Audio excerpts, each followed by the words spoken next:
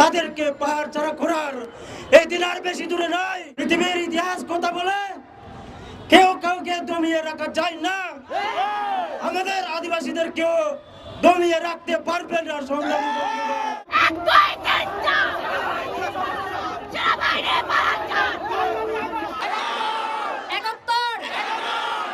আমরা সবাই একত্র আছি, একত্র আছি।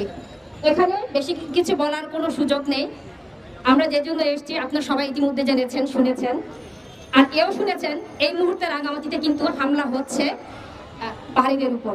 তো আমরা কি পারি না এই প্রতিবাদ, এই হামলা বন্ধ করার জন্য শাহবাগ আধা ঘন্টার জন্য বন্ধ রাখতে?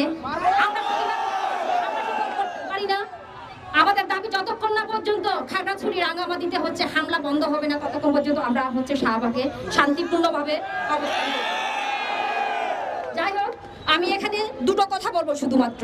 একটা হচ্ছে যখন এই যে 24-এ এসে একটা পরিবর্তন হলো আমাদের মাঝে, আমরা সবাই একটা স্বপ্ন দেখছিলাম, যে স্বপ্ন দিয়ে হচ্ছে পাহাড় সমতল সব জায়গায় হচ্ছে বৈষম্যহীন একটা আমরা রাষ্ট্র ব্যবস্থা পাবো। কিন্তু মাস পেরোতে না পেরোতে আমরা কি পেলাম? বৈষম্য নাকি সমতা? তাহলে হচ্ছে আমাদেরকে এখন থেকে হচ্ছে একাত্তর হয়ে কাজ করতে হবে। একাত্তর কিনা আমরা? হ্যাঁ। তো আমরা চাইবো বর্তমানে মাননীয় প্রধান উপদেষ্টা হচ্ছেন, শান্তিতে নোবেল পেয়েছেন। আমাদের পাহাড় দীর্ঘদিন পর্যন্ত অশান্ত ছিল, সেই অশান্ত পাহাড়কে শান্ত করার জন্য হচ্ছে আপনারা সবাই জানেন 1997 সালে একটা পার্বত্য চুক্তি হয়েছিল। সেই চুক্তি বাস্তবায়ন হয়নি, আজকে 27 বছর হতে চলেছে।